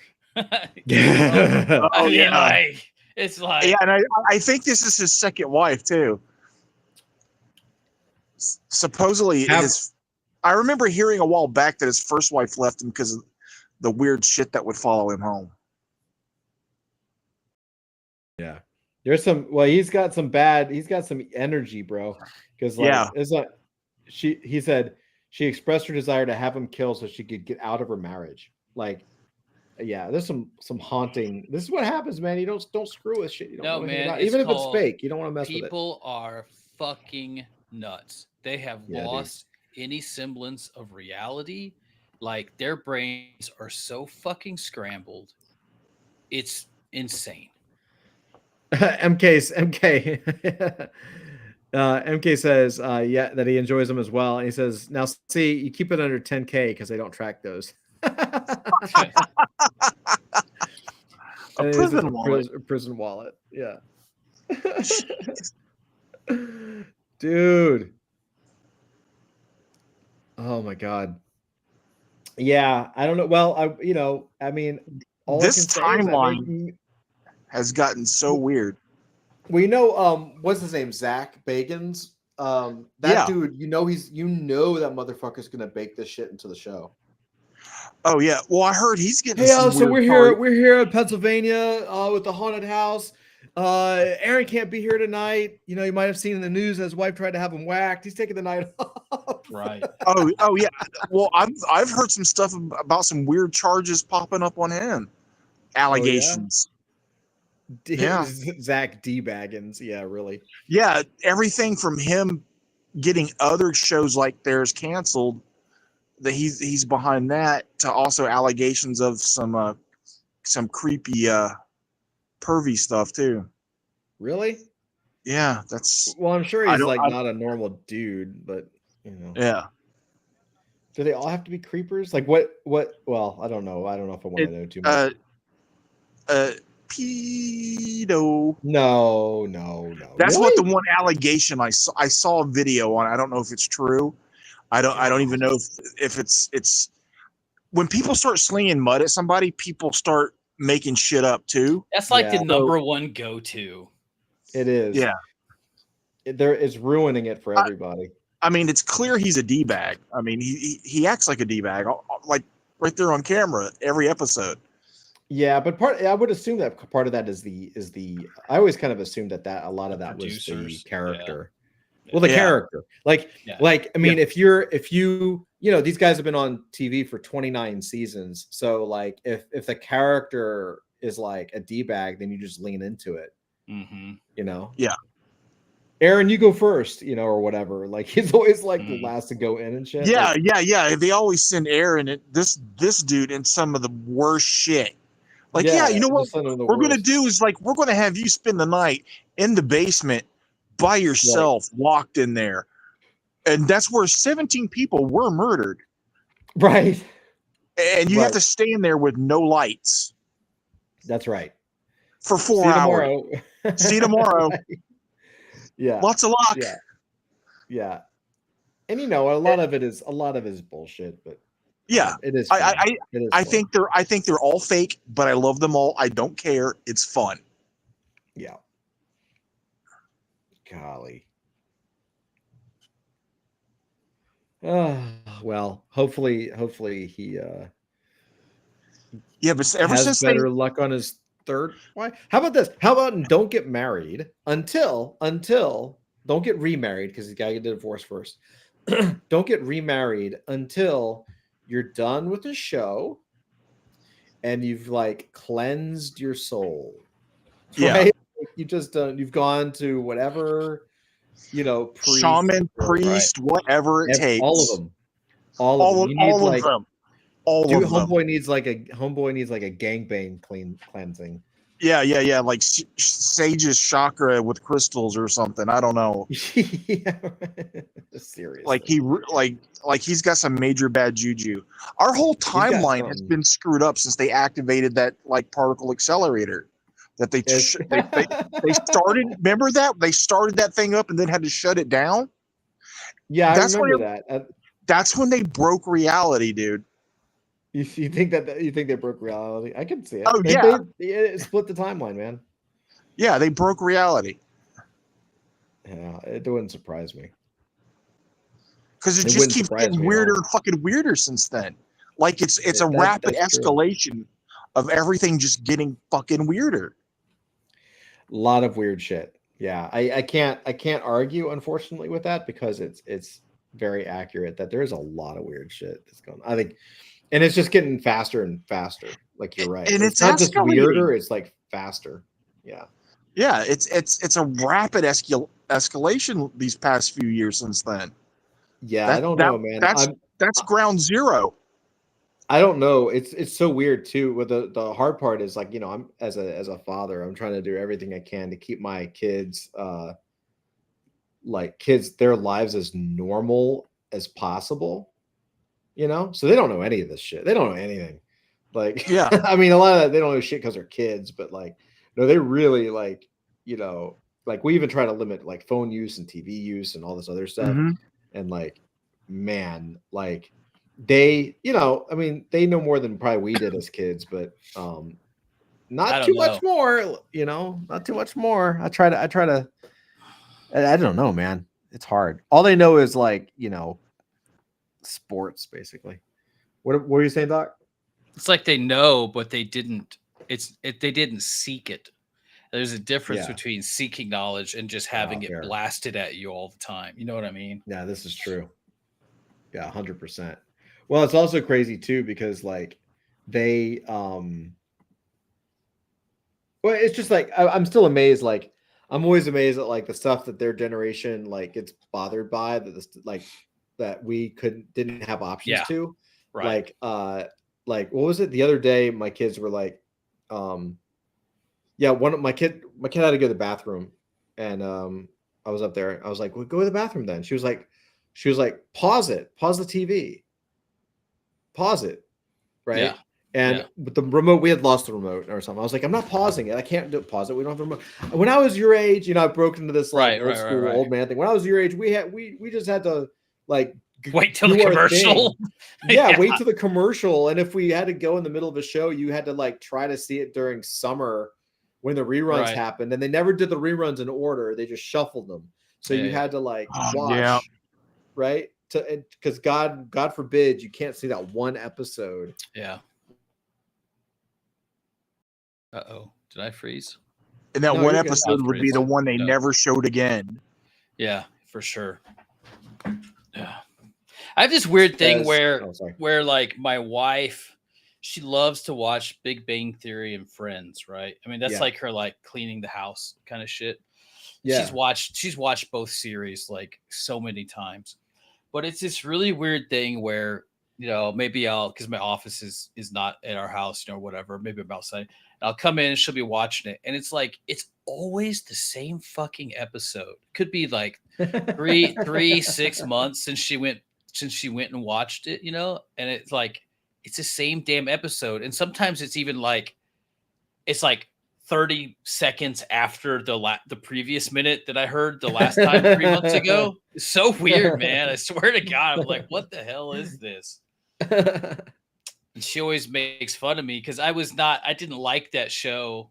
I don't know. I just never watched it. I didn't have a reason not to like it. I just didn't like it. But she'd always make fun of me because I'd be like, "Hey, babe, check this out. I want a periodic table of the elements shower curtain." And she'd be like, "Just like Sheldon." And I'd be like, "Damn it, I'm not him." But then I am all of them. Then you just admit it. Then you're like, yeah. And I'd be like, "Oh man," I'd be looking at something like, "Oh, dude, here's some like Miko action figures, like really classic." And she'll be like, "Babe," I'll be like, "What?" She goes, "Check this out." And there's like this whole thing where they've got like a Spock Miko action figure. Just like, damn it, I accept.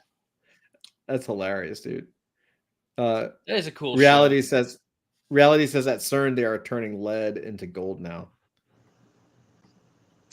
Yeah, would surprise me. They broke reality. I'm telling you, what is real. We all live in a simulation, and they broke the code. Oh, that is true. There was something they were doing that they were like trying to create gold. I saw that in the news the other day. Right? Is that a real thing?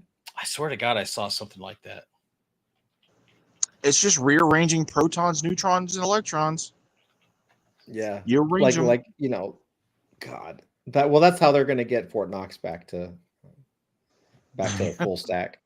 No, they did. Yeah, it's true. They turned lead into gold for the first time, but only for a split second at the LHC. Did they really? Mm-hmm. Yep. They're going to how do you turn lead into gold, but only for a second? Probably from collisions that then it's like they created 86 billion gold atoms. But that says that weighs. Yeah, isn't the difference between lead and gold like one atom? One molecule? Well, they made less than 1 trillion a gram, 29 picograms.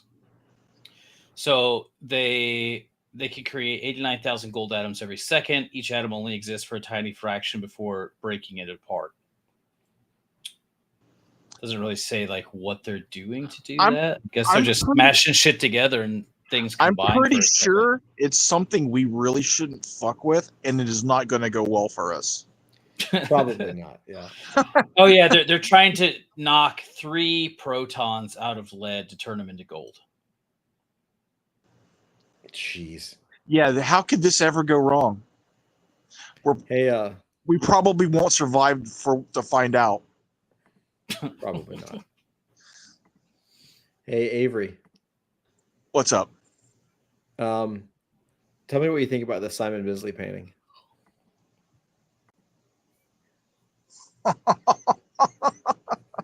Oh my God. It's crazy. Not my favorite Simon Bisley painting, but it's freaking huge. Yeah, dude. And it's crazy. Would you want that in your fucking house, dude? Can you imagine that over the couch? I would. What do you, over the couch? Dude, that'd scare the hell out of the. Well, I should get this for the kids' bedroom.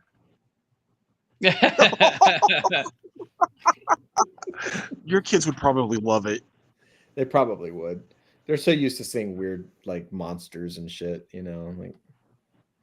just thought it was funny. I was like, look at that. Simon Bisley, what the fuck are you doing, dude? Who is that guy, that rocker, the one that dressed up like a woman? Is a really famous rock. You think he dated Katy Perry at one point or something? God, what is his name? You just named half of all rockers. Yeah, I know.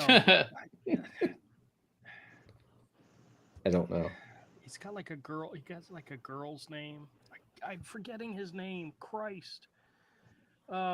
Let's see. Was his name dated Christ? Katy Perry. No, it was Russell Brand. No, it wasn't. He's John Mayer, Travie McCoy, Diplo, whatever you say. Oh, good Lord, you're just running down a list. Oh, fucking the guy who played the Joker. He's the guy who played the Joker. No, is that what you're talking about? Not Leno. Yeah. Leto. Okay. No. He's not. He's an actor, not a rocker. He's a. Oh.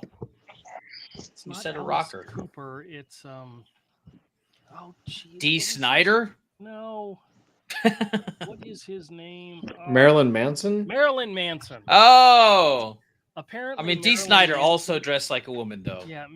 They all dress like women. Apparently, Marilyn Manson was an artist for a while. Yeah. And he did paintings of clowns. And my ex-brother-in-law had prints of his clowns hanging in his daughter's bedrooms in his house. That's not something you want to do. Yeah, I know. But that's prints from Marilyn Manson paintings of clowns. Yeah. He was arrested in Jacksonville, Florida. Oh, speaking of Jacksonville, Florida, guess what? Guess what is officially finally closing down as of the end of day tomorrow? Oh God. Regency Square Mall. Really? The last 2 stores are closing as of tomorrow because they've sold the property. The property's going to be redeveloped. Where will all the gangs go? But guess what? The last 2 stores that were, one was a restaurant and one was a store. Guess what was the last 2 businesses in Regency Square? TGI Fridays and a shoe store. Nope. close though. It was the Chinese place, the Sakura whatever, in the food court, and one of the jewelers was the last business in Regency Mall. Really? That's interesting. Yep. The Chinese place will be closing after noon tomorrow. After a half day, I guess they're going to go and cook up the rest of the food that they have supplied, and then the jewelry store closes at 6 o'clock, and then they will lock down the entire interior of Regency Mall. I know that's only I know this is only remotely interesting to people from Jacksonville, but it is actually pretty fascinating because it's like it's only partially interesting to you and Avery. Yeah, that's what I'm saying. And for Avery, it's only very partially. Yeah, he doesn't care. Were you with me? Were you with me when the Dillard's was closing and we snuck into the mall in order to pick up a one of the displays that they had there that my boss at the comic book store wheeled and dealed to get a hold of? And we went in the middle of the night and we went in the back of the mall when the mall was closed and we snuck through the store. Were you with us, Avery? I know LV was there. I swear Avery was. See, now we're getting too much in the weeds. Nobody can relate to this at all. I don't remember. I know Dave was there. I know LV was there and Dave was there. I'm pretty sure Avery was with us.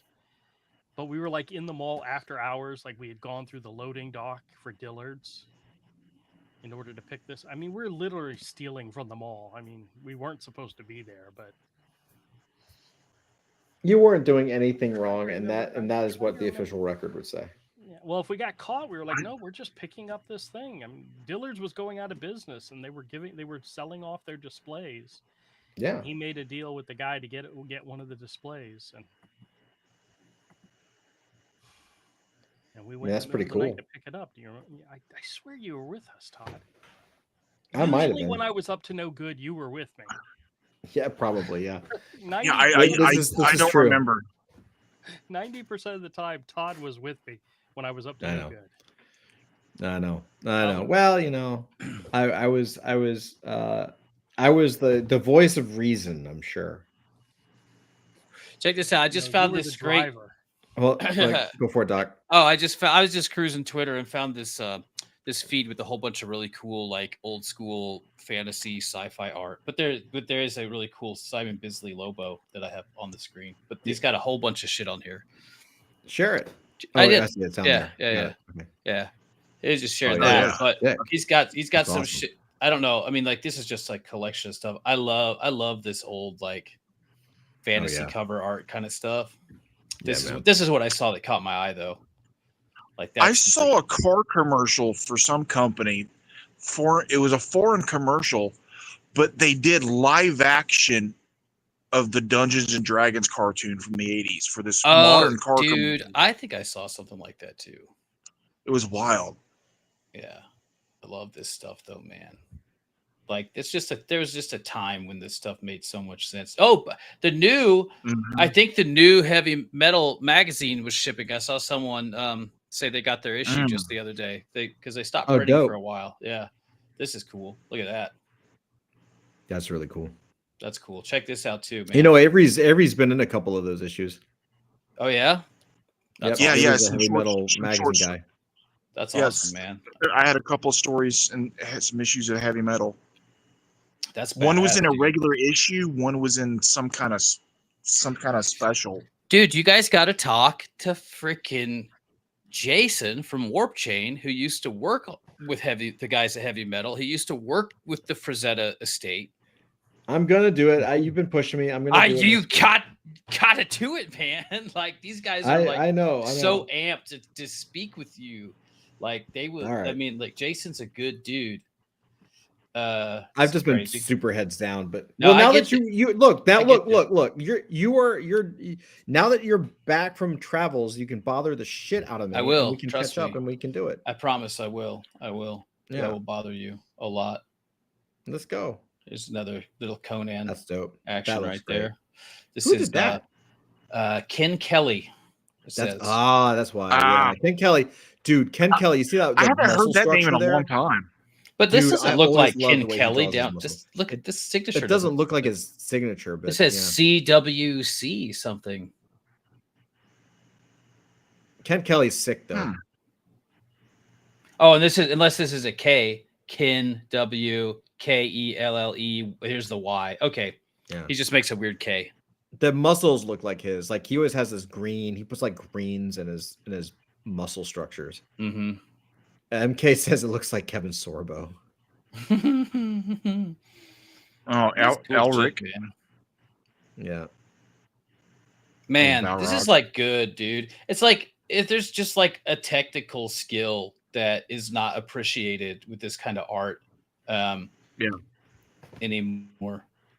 Yeah, well, it always amazed me, like, because it makes so much sense. It's like if you're a classical painter, yeah, you know, do you want to paint classical paintings, or do you want to paint like a human figure on top of dragons, half naked, beating the shit out of like you know, skeleton monsters? Like that sounds like way more fun. Way more fun.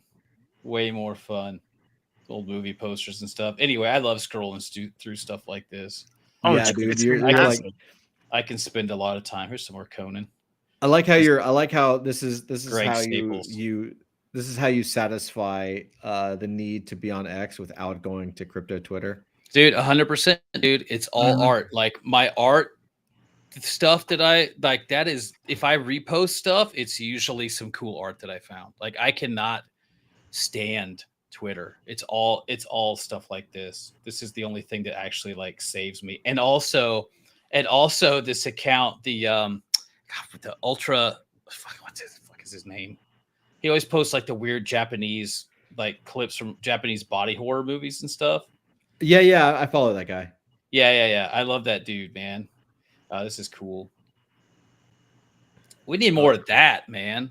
We need more of that. That's why, like, a comic. That's why, like, the Never-Ending Story is so rad when they got those booby sphinxes and all. It's just all in that kind of like genre, you know. I thought the lasers came out of the boobs for the longest time, but then I learned that they don't, in fact. But that Red Sonja page. Yeah. Oh yeah, Barry Windsor Smith. Yeah. So cool, man. Anyway. I could go through this for a long time. See, there you go. Never ending story. What I say? Yep. Classic. It's just got that feel, man. Anyway, man, this is a good way. It's a great way to end a Friday and end a week, man. Just chilling, looking at fantasy art. I'm good with that. Man, I mean, can't go wrong. No way, man. That's the best. I wish that would come back. That like technical artistry, man. I mean, I know these are like one shots, you know. I think it is, dude. I know a lot of AI stuff is out there, but you know, these things go through waves. What's his fucking name? I probably showed him before. He does like those kind of like blacklight fantasy stuff. I think I showed him one night. Russian guy. Yeah. I think so, yeah. I love that dude's stuff too. Well, awesome. And like Griff, nice. I turned on Jay to Griff, the art of Griff. You know, he's like, he's like, I can't fucking get enough. It's so good. I'm like, yeah, man. And these guys are just sitting out here. Like Griff, a couple of months ago, was like, I don't know if I'm going to do this out here anymore. Like I tried to promote my stuff. It didn't really, you know, it's just like, that's the thing to solve, man. It's like, there's so many fucking amazing artists, and I see it over and over and over. They're like, I don't know if I'm going to do this crypto art thing anymore. I don't know if I'm going to keep. Oh man, it's just like. Well, you know the funny thing is, Doc, I swear to God, like I can't. It's like I know we're slow. I mean, we're not slow. We're actually working. We're working our asses off, but like it feels slow. But like it's amazing. Like every day, you know, it's just amazing how many people. I don't know how many companies and projects are just not in it anymore. It's amazing. Everyone's crashing out, man. It's because this industry fucked everybody. It's so hard. And the hype. It's hard. It's just, and you know what it is, man. It's just everybody.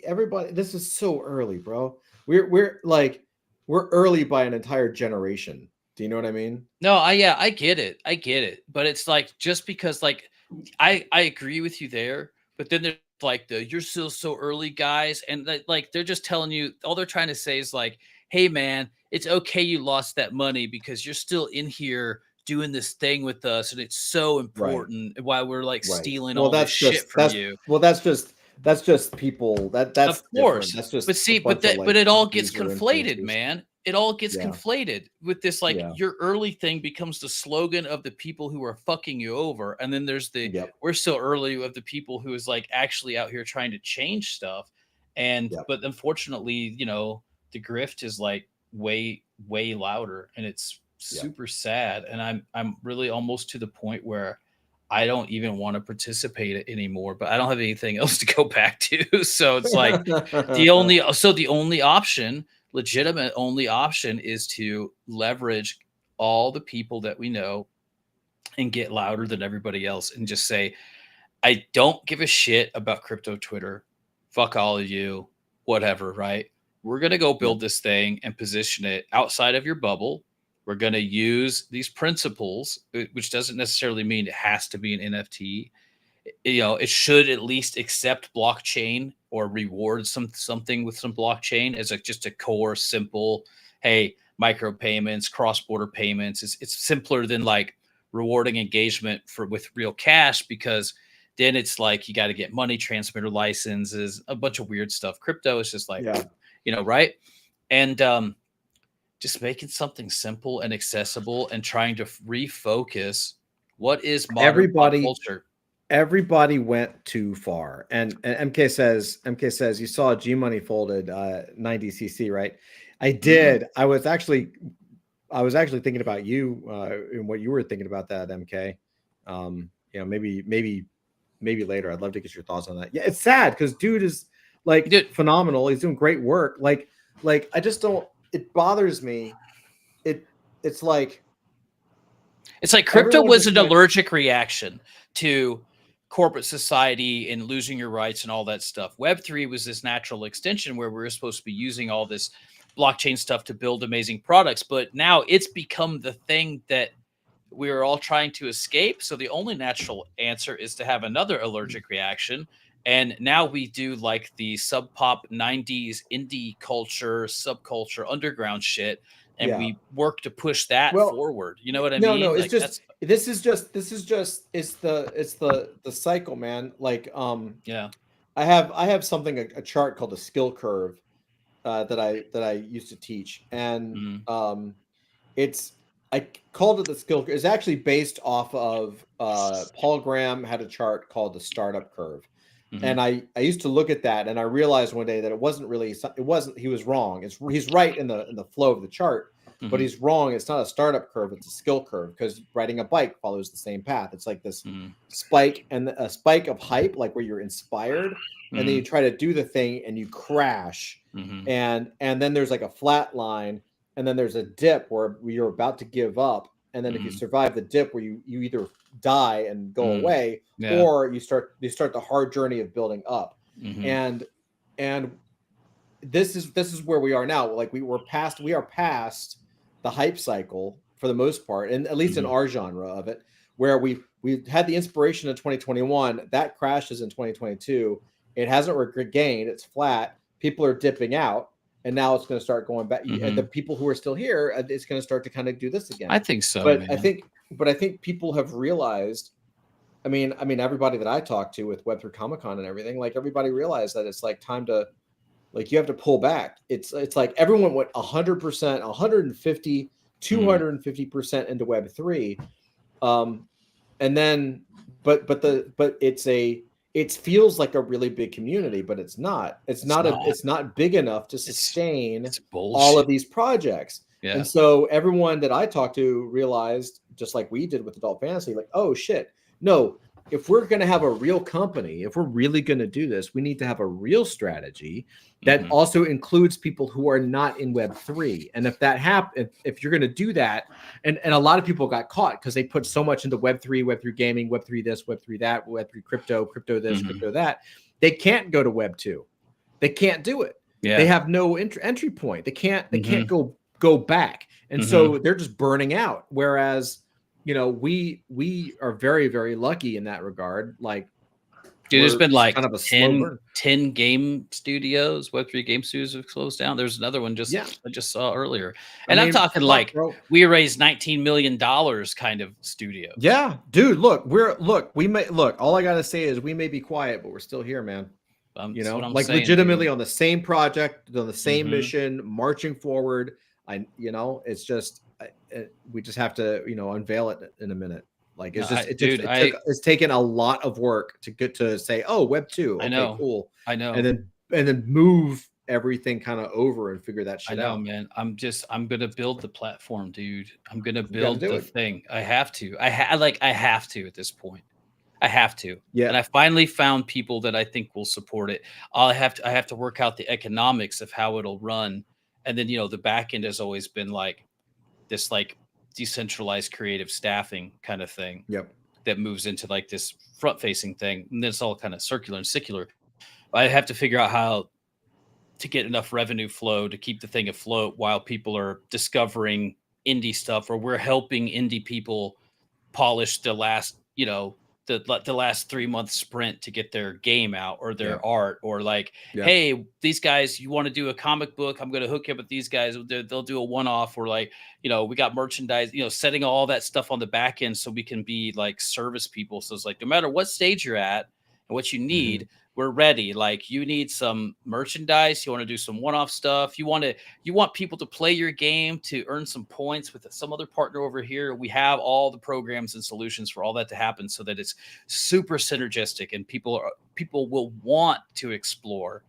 That's the thing, is we've never built anything people actually want to explore. Animoca just dumped I just saw a thing. They're leaning heavy on their EDU stuff right now, all their education stuff. But I just saw something. God, I can't remember what it was.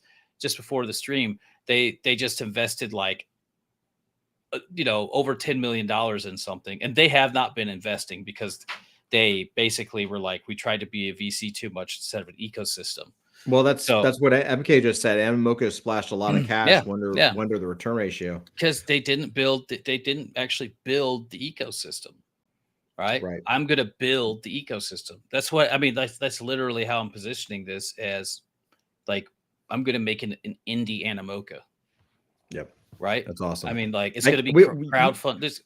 It's a lot. Right? We're going to talk about it more. You and I, we've been talking about doing a crypto show anyway. We got to start doing that too. Yeah, dude. I mean, really, honestly, it's definitely time for that. I think for sure, is to like start to be the voice instead of these other just jackasses, man. Yep. Just so stupid. I don't even want to do a crypto show. I just want to do a show. It could be about I want to bring like how many of these people who want to talk like, this is what Web 2 gamers want, this is how they're gonna love this stuff. Have you ever brought any Web 2? None of these people have ever brought an actual Web 2 game designer on their Twitter space. No one's ever brought game Web 2. Well, again, it's a circle jerk, right? How do you like? That's the problem. It's like, you think that they want what you think is cool, and that's not how like building shit works, man. I know. You know what I mean? It's like you can make up these problems you think you're going to be addressing, but until you actually anyway. I'm not going to get too deep. We're going to catch up on this. All I'm saying is it's time. It's time. It is time. It's time for AF. It's time for Hail Draconis. It's time for, all these great IPs that are being built, and we have to build the thing to frame it all. That's what I'm doing. You know what else is time for, Doc? Time for us to start our weekend. Yeah, baby. Let's do my final rant. Before you Let's do it. I just posted a video link you might find interesting. All right, I'll check it out. Yeah, yeah, absolutely. Yeah, Doc, you and I will catch up. We'll figure that out. But happy Friday, guys. This is awesome. It was a good show. I'm excited to start my weekend. Yeah. Andrew picked up some Heroes Con tickets, so I'm ready for that as well. That is, I think this year it is the weekend after Father's Day.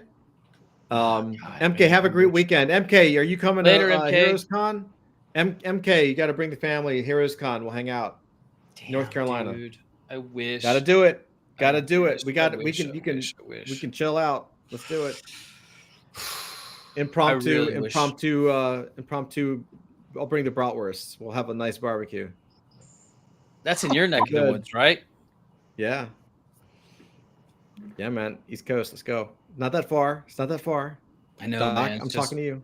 I know, bro. But I got to bring the wife and kid. And Sorry. I mean, if you lived in Dubai, Todd, I'd be there in a heartbeat. What? I didn't pay for that, bro. What are you talking about?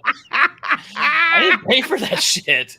I know. I'm just kidding. I'm messing with you. No, I'm like, really? Because, my birthday is on the 17th of June. My wife's is on the 20th. Heroes Con is the best convention in the country, in my opinion, for art. It hands down, it is like New York Comic Con is wonderful, San Diego Comic Con is wonderful, but Heroes Con is badass. I love it. It is my favorite convention. Could we It is one of the reasons. Yeah, it's just awesome. It's fantastic. Can Anyway, we crash talk. your house? I'll ask Yuli. All right. Yeah, you crash my house. Of course you can. Really? All right, Absolutely.